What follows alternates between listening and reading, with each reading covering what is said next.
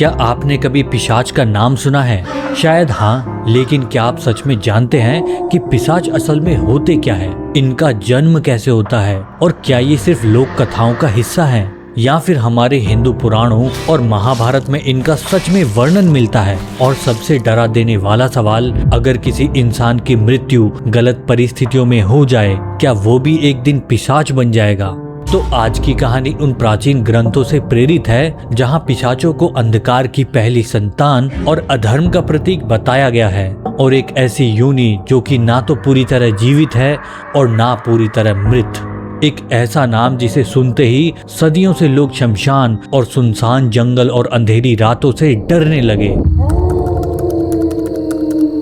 तो ये कहानी एक घने जंगल से शुरू होती है और उस जंगल के बीच से गुजरती एक सुनसान पगडंडी। चंद्रमा बादलों में छुपा हुआ था, जैसे वो भी कुछ देखना नहीं चाहता हो। और इस रास्ते पर अकेला चल रहा था एक युवा तपस्वी जिसका नाम था देवव्रत, गुरुकुल का एक शिष्य जो अपने गुरु के आदेश पर एक दुर्लभ जड़ी बूटी ढूंढने निकला था जो सिर्फ पिशाच वन के पास मिलती थी। देवव्रत के हाथ में एक मशाल थी और दिल में एक अजीब सा डर जिसे वो बार बार अपने मंत्र जाप से दबाने की कोशिश कर रहा था। हे भगवान, ये जड़ी बूटी जल्दी से मिल जाए तो मैं जल्दी से गुरुकुल लौट जाऊं। हवा में एक अजीब बदबू थी, जलते हुए मांस जैसी और सड़ी हुई लाश जैसी। और अचानक उसके मशाल की लौ कांपने लगी और दूर कहीं एक चीख जैसी आवाज गूंजी जो इंसान जैसी लग रही थी और थोड़ी जानवर जैसी भी।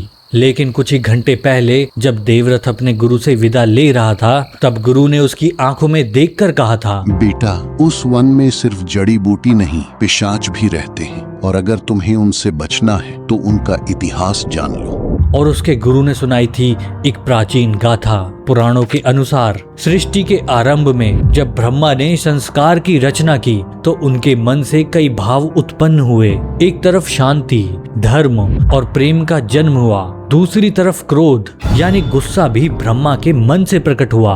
और कहा जाता है कि इसी क्रोध से या फिर पौराणिक गाथाओं के अनुसार कश्यप ऋषि और उनकी पत्नी क्रोधावशा के संतान के रूप में पिशाचों का जन्म हुआ। ये वो जीव थे जिनके अंदर ना तो कोई दया थी ना कोई धर्म, सिर्फ भूख, क्रोध और विनाश की प्यास। और महाभारत में भी इनका जिक्र आता है जहाँ पिशाच एक ऐसी योनि माने गए हैं जो इंसान और राक्षस के बीच की एक डरावनी कड़ी है, ना तो पूरी तरह जीवित और ना ही पूरी तरह मृत। गुरु ने आगे बताया था कि पिशाच शमशान घाटों में, सुनसान चौराहों पर और उन पेड़ पौधों के आसपास रहते हैं जहाँ कोई अपघात या अशुभ मृत्यु हुई हो। ये मुर्दों का मांस खाते हैं और कभी कभी जीवित इंसानों के शरीर में प्रवेश करके उन्हें पागल भी बना देते हैं। और यही गुरु के शब्द देवव्रत के कानों में गूंज रहे थे जब उसने देखा कि उसकी मशाल के लौ के पीछे एक परछाई खड़ी थी, लंबी, पतली। हे ऊपर वाले, ये क्या भयानक चीज है? देवव्रत का गला सूख गया और वो परछाई धीरे धीरे आगे बढ़ी और उसकी आंखें ऐसे थी जैसे जलते हुए अंगारों जैसी, और वो सीधा देवव्रत की तरफ देख रही थी। देवव्रत ने अपने कांपते हाथों से अपनी माला निकाली और गुरु का बताया गया रक्षा मंत्र जपना शुरू किया। ओम नमो भगवते महाबल पराक्रमाय। वो पिशाच जिसका नाम शायद कभी कोई घटोत्कच के सैनिक का भटका हुआ आत्मा था या किसी अशुभ मृत्यु का शिकार हुआ यात्री, वो चिल्लाया एक ऐसी आवाज में जो कानों को चीर देगी। उसके मुंह से लंबे पीले दांत निकले हुए थे, उसका शरीर हड्डियों का ढांचा लग रहा था जिस पर सड़ी हुई खाल चिपकी हुई थी। देवव्रत ने मशाल धीरे धीरे आगे बढ़ाई क्योंकि कथा कहती है कि पिशाच अग्नि से डरते हैं। दूर रहे पिशाच, मेरे पास मशाल है। और मंत्रों की शक्ति से पिशाच हटते हैं और कई पल तक दोनों आमने सामने रहे। एक तरफ इंसान की आस्था और दूसरी तरफ अंधकार की पहली संतान।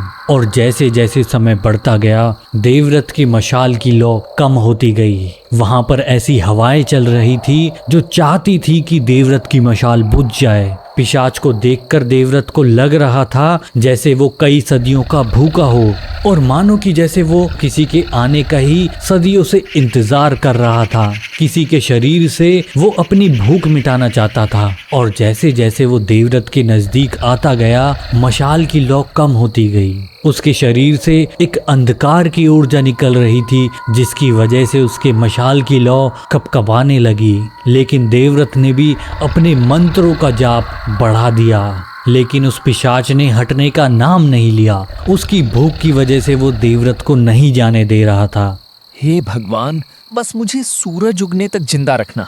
देवव्रत को पता था कि उसे बस किसी तरह ये रात काटनी है। देवव्रत नहीं चाहता था कि वो भी अंधकार की संतानों में से एक बन जाए और समय के अंत तक वो बस एक पिशाच बन के रह जाएगा, जिसकी भूख कभी भी नहीं मिट पाएगी।